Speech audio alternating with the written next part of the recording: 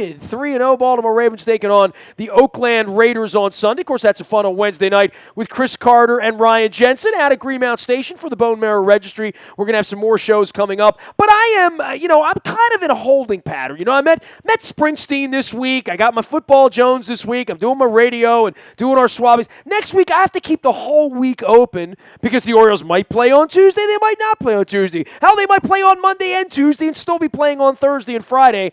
I'm trying to figure it out. So is Seth Gruen, one of our defending champions from Bleacher Report. He is their national baseball columnist, and you can follow him at Bleacher Report or at Seth Gruen on Twitter. Dude, we're down to the nitty-gritty here now. I know you're out in Chicago, and that's sort of all settled, right? The Cubbies are going to settle in. They're going to play the wild card winner. Obviously, the Dodgers and the Nationals are getting together. But there's very few things as we head into this weekend that are settled other than the division winners are there. But there's still a scratch fight in the American League about who's going to actually be the number one seed through all of this.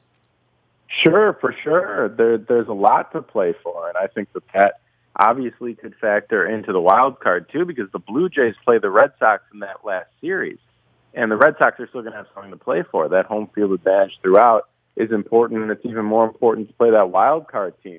So yeah, there's still a lot to be hashed out here. I think the Mariners still have an outside chance, and obviously, the Orioles are right in the thick of it, too. Well, and the Blue Jays have the hardest road, right? I mean, they got off to a good start early in the week against the Orioles.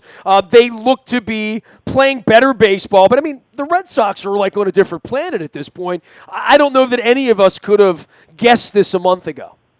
Yeah, I thought this division would have come down to the last week just because it's sort of been a tug of war between those three teams, a three-way sort of tug of war for first place in that AL East, and they've all spent time up there, and you just think that would carry out throughout the rest of the season. But the Red Sox are obviously playing well and have pulled away, but you have to wonder if the season were another month long, would somebody else emerge? Is this the Red Sox time, and are they playing at the right time?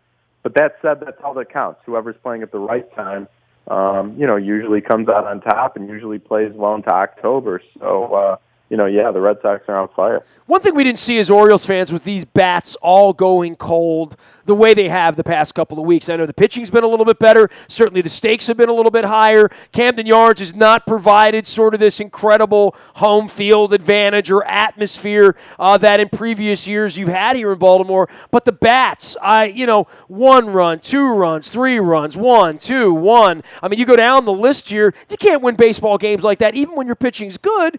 And by and large, the Orioles' pitching over the last 60 days has been better than I could have dreamed it being. And if you would have told me they would have pitched this well, I would have said they probably would have won the division by 5 games because I never thought the bats would go this cold. Right. Well, pitching's been their Achilles heel. I think it seems like every time we're on together, we're talking about their starting pitching and the questions. If you're an Orioles fan, you just want to get on your knees and pray that a starter can go 5 innings, because when he does, when the Orioles get 5 innings out of a starting pitcher, their record is unbelievably good, and they're a different baseball team. So the fact that the pitching has been able to carry this team over the last couple of weeks is pretty remarkable when you consider the makeup of it, and when you consider the fact that this has been a team that essentially has won baseball games based on the fact that it has a very good bullpen, and they can hit the ball out of the park.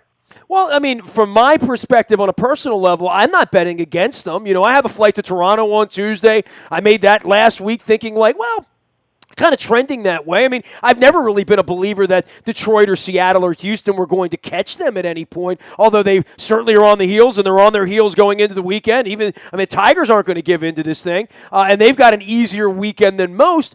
But, for the Orioles, I wouldn't put it past them being in Texas or being in Boston next Thursday or Friday, because they're going to have Tillman in line to go in the wild card game if it gets to that point. I would feel relatively good about that. And to your point, I think Toronto's got a rough weekend ahead. I don't see them just running out and hiding all week and beating up on the Red Sox all weekend. Yeah, look, I'll stick with the Orioles and Blue Jays because they've been my picks all along. Where I said that two of the 2 teams that don't win the AL East will play in the wild card. But that said, if the Mariners are mathematically there heading into that Blue Jays-Red Sox series, the Mariners, I believe, have the A's the final series of the year. Well, that plays into their favor. I can see a scenario where the Blue Jays, get swept by the Red Sox. I think it's likely that the Blue Jays could easily lose 2 out of 3, and then you're getting into tiebreaker scenarios or one-game playoff scenarios to get into the wild card. So I do not think that it is a done deal for the Toronto Blue Jays, though I like the Orioles' chances a lot more. He is Seth Gruen from Bleacher Report, their Major League Baseball columnist. You can follow him at Bleacher Report or on Twitter at Seth Gruen. That's Gruen. For Toronto and that stupid brawl on Monday night, man, we always talk about these fights, right? I go back to the Messina-Hasselman fight, and Messina wound up costing him half his season. And, I remember the aftermath of those fights and the Allen Mills fights with the Benitez guys and the Yankees. And, very rarely do you see one of these things in the last week of the season that take out 2 starting players from a franchise the week that they need them. And they're clearly going to have a 1-game playoff at best case scenario because they're not going to overtake the Red Sox. They're going to be in that game on Tuesday if they play their cards right. It's mindless and senseless. But the Blue Jays and maybe the Royals to some degree, they start these fights. They start them 162 days a year. They're involved in stuff. And, the Blue Jays found themselves on the wrong end of that fight on Monday night.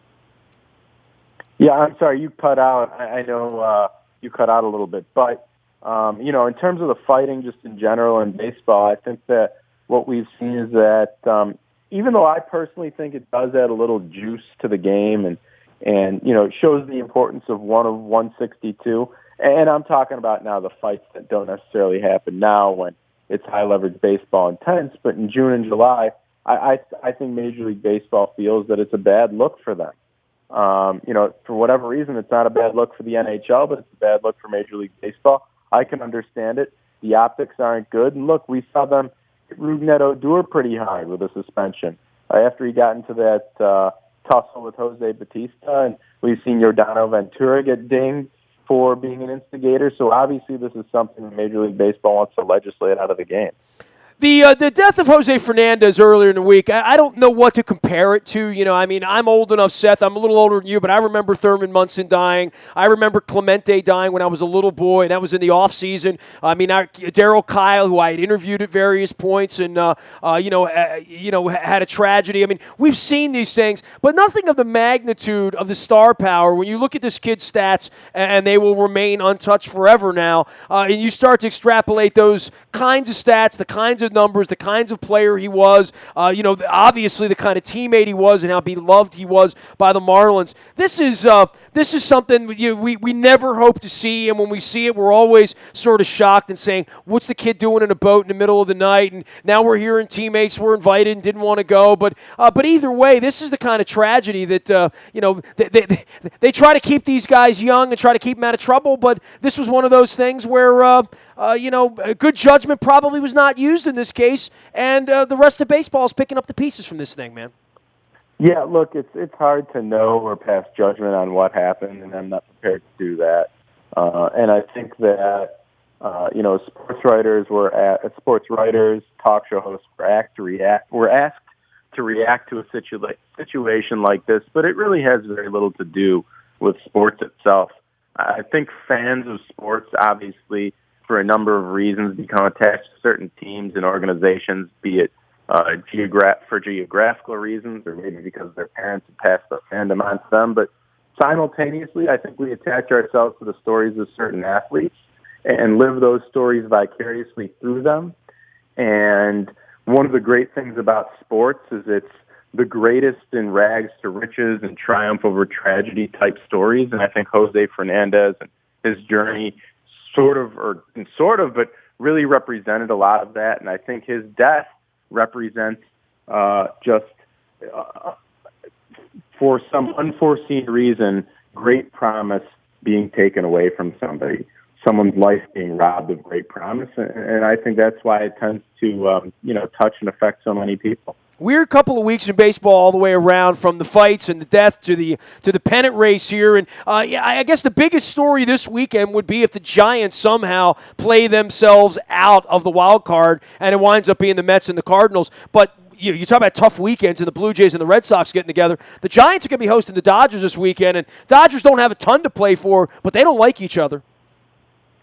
No, but the reality is the Dodgers' eyes are on October. They're going to want to set up their rotation. I think the idea of playing spoiler is vastly overrated. When you're on a bad team, and you've been on a bad team since July or since the All-Star break, and it's the final day in September, you just want to get home. You just want to get to your winter break. You just want to, get to whatever warm weather destination you reside in the off season. But as it pertains to a team like the Dodgers, I do not think that they are focused on beating the Giants. I think they're focused on setting up their team and preparing for October, and that's going to be to the Giants' benefit.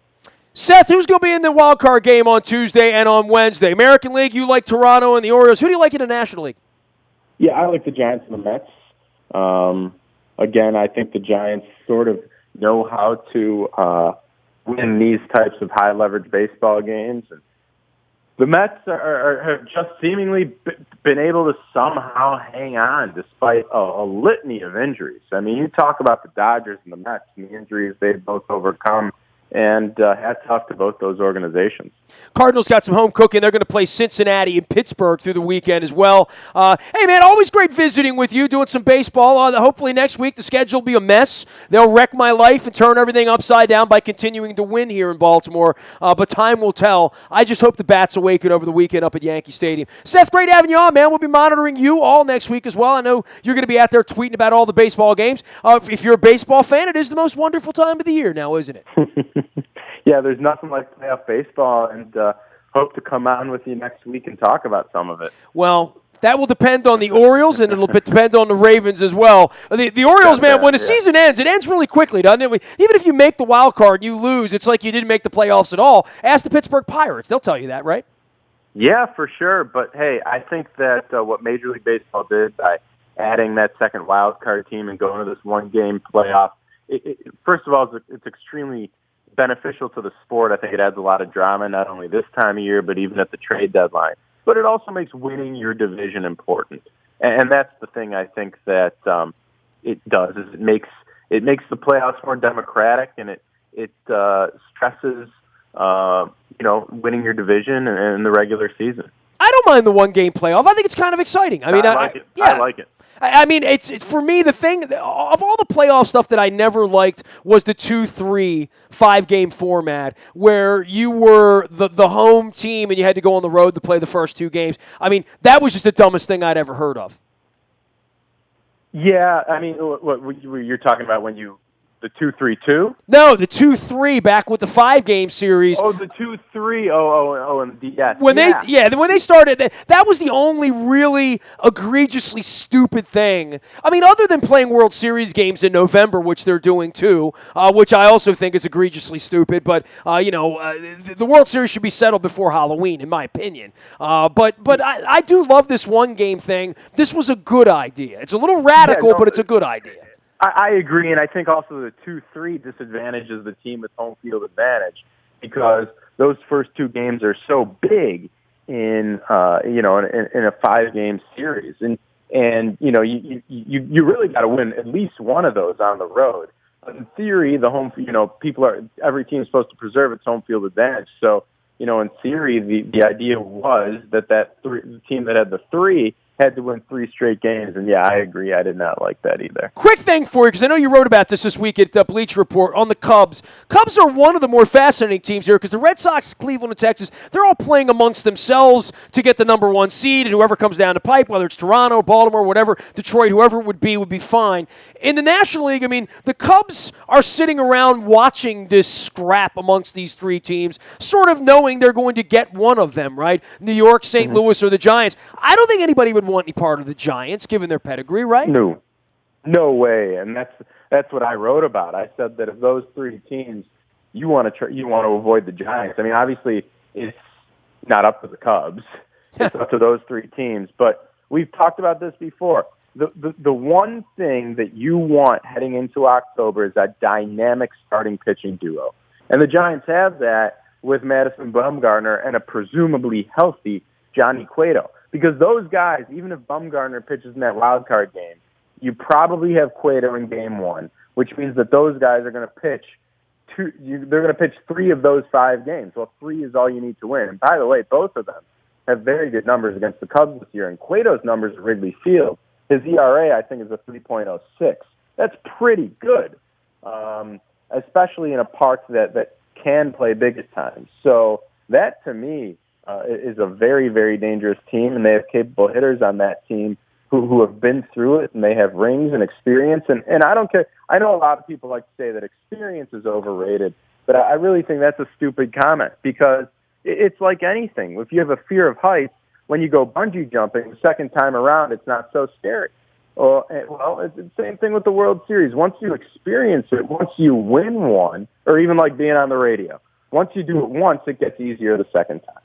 Well, I'm 25 years into this, still trying to get it right, Seth, so I appreciate that. Hey, man, have a great, great weekend. Enjoy all the baseball. We're going to be watching some undefeated football here as well as baseball all weekend long. It is a really, really great weekend, and hope to still be standing in the orange and black on Tuesday playing baseball somewhere. Well, great. Can't say the football in Chicago here is that good, but it's certainly all Cubs right now. I've seen the Bears play, man. Yeah, I was in Chicago briefly at the airport last week after the Cleveland game, and, I was sitting in Harry Carey's in Midway Airport. It's all Cubsed up. I don't think there's any doubt about that. They fully expect to win Game 1 next Friday. Time will tell. Great having you on as always, man. Keep the faith out there, Seth.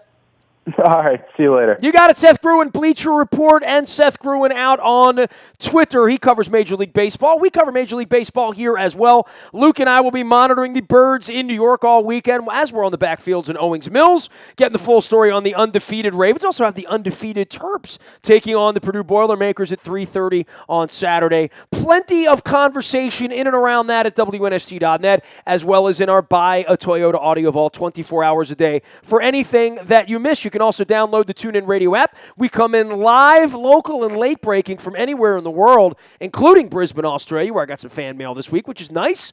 You can also check us out each and every morning in our morning newspaper at 7 a.m. Just subscribe at WNST.net. It's free of charge. Comes to your email inbox, powered up by Planet Fitness each and every morning right around 7 a.m. Last but not least, breaking news happens first on the WNST Tech Service. That is brought to you by Coons Ford of Security Boulevard. And Dennis will be here on this Thursday, and every Thursday, driving you home from 3 until 5 and getting you ready for Thursday Night Football as well as some baseball for the weekend. I'm Nestor. Nasty at WNST.net reaches me. I'm on Facebook, Twitter, LinkedIn, Snapchat, Instagram, streaming live on Facebook Live, as well as on our YouTube WNSTV channel. I'm a very available individual. We are WNST.net, AM 1570, and WNST Towson, Baltimore, and we never stop talking Baltimore sports.